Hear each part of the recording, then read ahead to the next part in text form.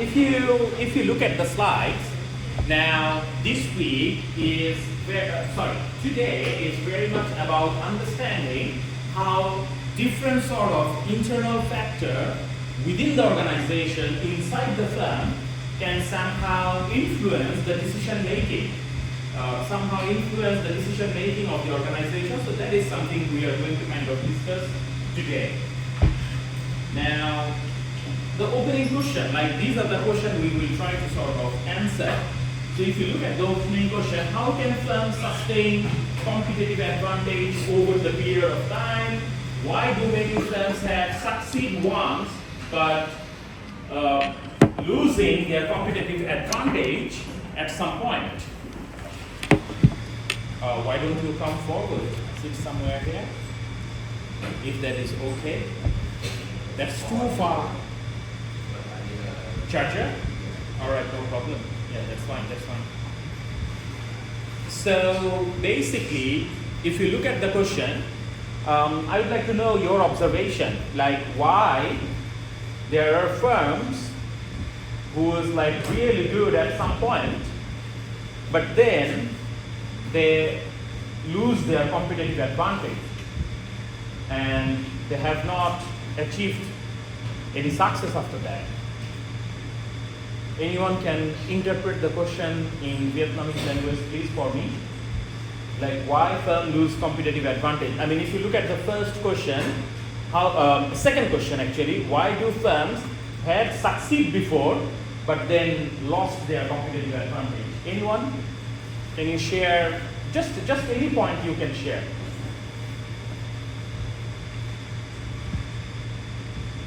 Girls? Guys, anyone? The second question, any point you want to share?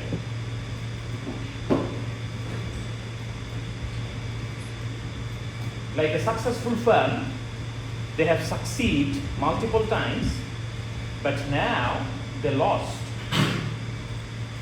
Any firm in your mind? Any company? Think about a global company, a multinational company. Which one? Which company is that? This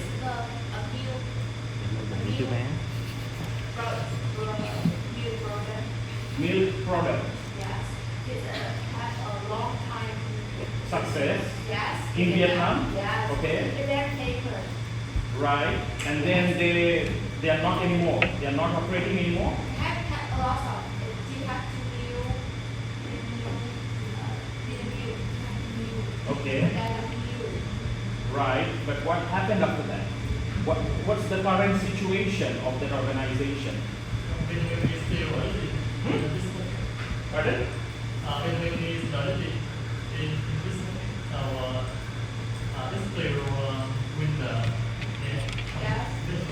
They are still operating? Or they closed their business? They still doing some activity. Is it good or bad? Well, we want to know a firm where they were good at some point, but not good anymore. Which one? Nokia, yes, of course, Nokia. Why? Why do you think, like, think from an organization perspective, think from inside the organization perspective, not like external competition and all those stuff. No, I don't want to hear that. So why Nokia failed?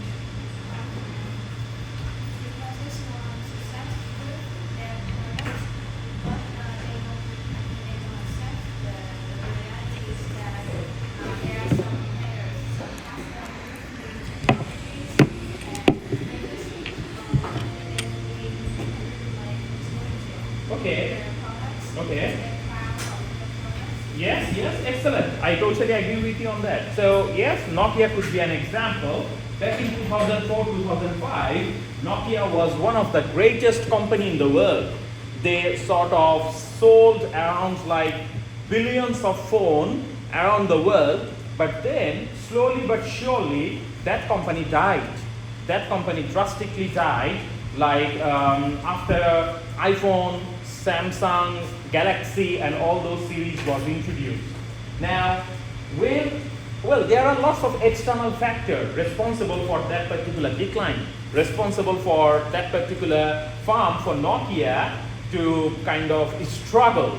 However, at the same time, she mentioned Nokia have not considered properly in terms of their ability to attract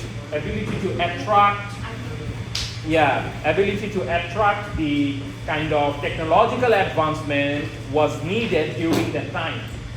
So could be one of the reasons. So now what we are doing today is all about sort of understanding like what are the internal things, try to understand what are the internal capability and resource a firm can develop in order to sort of gain significant amount of benefits from organization and from its consumer base in the market as well. So this is something we are going to sort of learn today, all right? So if you look at yesterday, we talked about barriers, right? If you can remember, we talked about under quarter 5 forces, like threats of new entrants, we sort of discussed yesterday.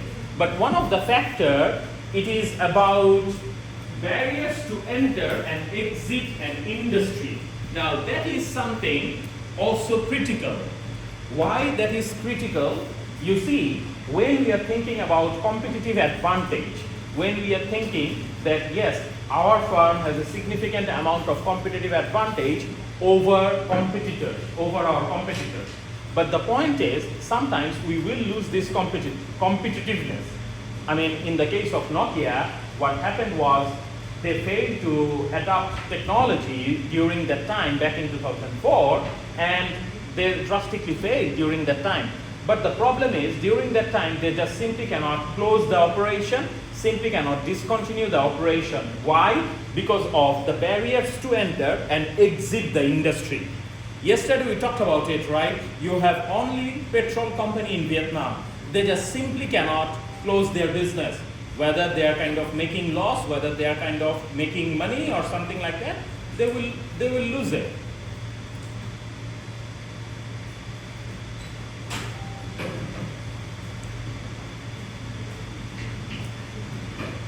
So they will lose it. So that particular competitiveness, that particular firm will lose.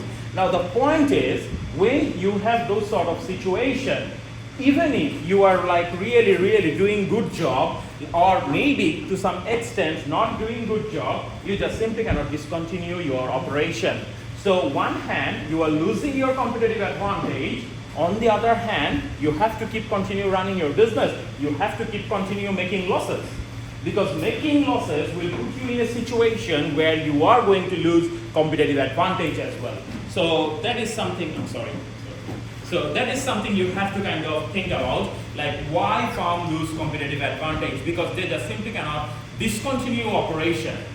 I mean, for example, a lot of you use Microsoft operating system, and some of you use Apple MacBook, which is Mac operating system. Now think about, if Microsoft not doing well, is there any way they can completely shut down their business? No. The problem is like, there are like hundreds of users in around, or thousands or millions of users around the world, and simply Microsoft simply cannot close their business. Although it is making losses, they have to keep continue running it. And in those situations, there is a high chance that firm can lose competitive advantage as well. So we are going to kind of understand why firm lose competitive advantage, how to gain competitive advantage at the same time. So these are the factors we will try to sort of understand. What are the resource and capability we can kind of use and utilize within our organization, how better we can position us, how better we can develop it, and how well we can put ourselves in a position that we are really profitable. So those are the things we are going to cover. So if you look at this particular graph, yesterday, as I said, we kind of completed the argument about external analysis. We talked about external analysis, we talked about the external factor evaluation matrix, whereas we will be talking about internal factor evaluation matrix today. So those are the things we need to kind of understand from the Excel file. But if you look at here, the external factor, it is the outside boundary. If you look at the framework, it is the outside boundary. That is your external framework. Then slowly, the decision making is further complemented by your internal environment. That is kind of inside the particular loop. So if you look at here, you have external environment where you have multiple factors. I mean, we talked about still yesterday, we talked about ecological, environmental, legal factor, political factor, all of those factors, we talked about it. And slowly, it is kind of pushing you towards your company. Now here, when you are talking about a strategy group, we also talked about quarter 5 forces, right? Your supplier bargaining power, your buyer's bargaining power. We talked about industry rivalry as well. Those are the second layer. So that's from the industry. That is the second layer of the environment. And the third layer, you are talking about the strategy group, followed by your core competency and resource and capability, which is inside your organization. That is something we are going to learn today, how you can utilize resource and capability, how to develop it, what to do. Those are the things we will be sort of learning today, and try to sort of understand how can you make amazing strategic decision. Make sense, guys? Do you understand the purpose of today's lecture? What we are going to cover? Is there any question you would like to ask in terms of the content that we are going to cover today? Any question, guys? Feel free to ask if you need any clarification. Anyone?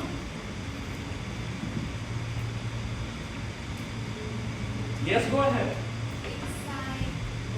What's your name, dear? What's your name? Oh, that's difficult for me to pronounce. You can call me Susan. Susan, that's your English name? Yeah. Excellent, Susan. Yes, go ahead. I want to explain the inside of Right. When you look at, okay, consider this organization, this building, this university. So this university has to follow regulation by the government, right? You are bound to follow the regulation by the government. There is no way this university can take any action which violates government rules and regulations. That's external pressure. Inside, you have to come to the class at 8:30 a.m.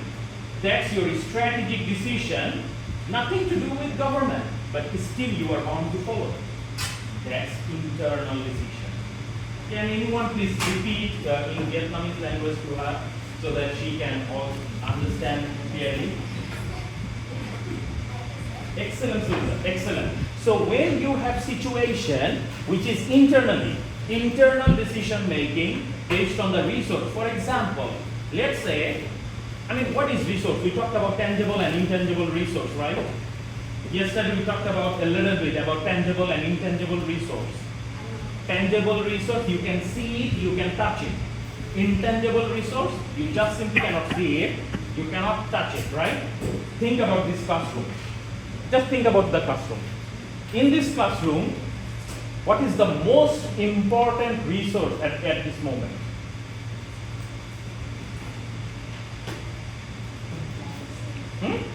Which one? Little bit louder. The facility. That's a kind of ambiguous. Think about just this classroom. Give me one resource in this classroom right now, which is the most important one. The AC. Thank you so much. I totally agree with you. The aircon. There is no way I can continue this class without this aircon. Now, if this particular aircon stops working, there any way we can deliver this class? No. We are going to die. I mean, with the level of humidity and warm environment. Now that is called resource, the internal resource. Now think about, there is an electricity shortage. Entire building out of electricity.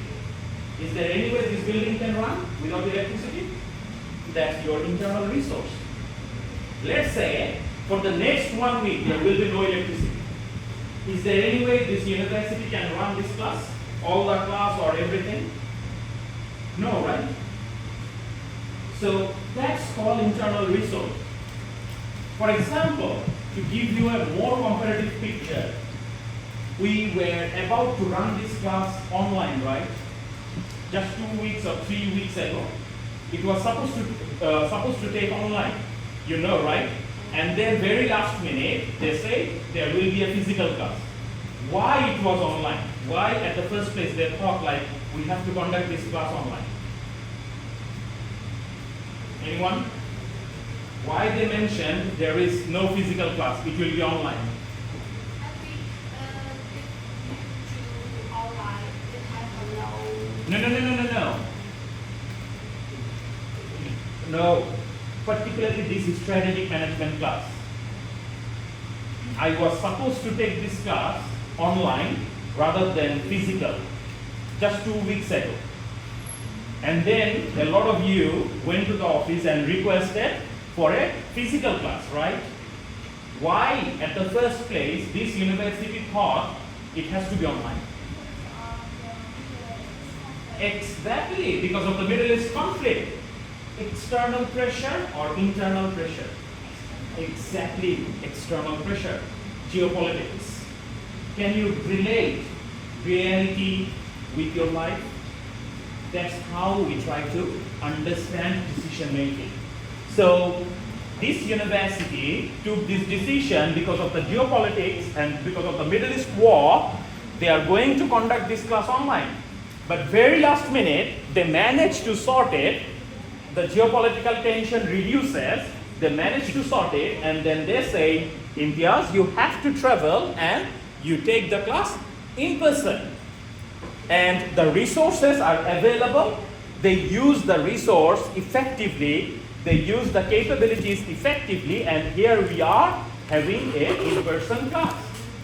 So that's the combination of resource and capability, and then try to understand what can happen due to the external pressure and how we can better deliver an objective that we want to deliver. Susan, do you understand now? Excellent. Is there any other question? Anyone? Anyone else? Anyone? Any question? All right, let's proceed then. So, yesterday we talked about a little bit about strength, weakness, but we talked more about opportunity and threat. Remember, we talked about that particular Excel file, and we talked about like we have to sort of do internal and external analysis. Can you remember the Excel file we used yesterday? Now, that particular Excel file is also relevant for internal analysis. So why we need to do kind of for internal analysis? Let me open that Excel file for you. Just bear with me.